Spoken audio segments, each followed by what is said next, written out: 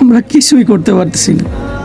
আমরা শুধু ঘরে বসে আল্লাহর কাছে দোয়া ছাড়া আর কিছুই করতে পারতেছি। ফিলিস্তিনের একটা একটা ভিডিও আমার সামনে আসতেছে আর আমার মন ছিদ্র হয়ে ছিঁড়ে যেতেছে। আল্লাহ, তুমি তো সর্বশক্তিমান, তুমি তো জানো আমাদের মনের খবর, আমাদের ফিলিংসটা, আমরা কি করতে চাইতেছি সেটা তো তুমি জানো। আল্লাহ, তুমি আমাকে এতটুকু শক্তি দিতা, আমি জানি পুরো ইসরায়েলকে একাই ধ্বংস করতে পারতাম।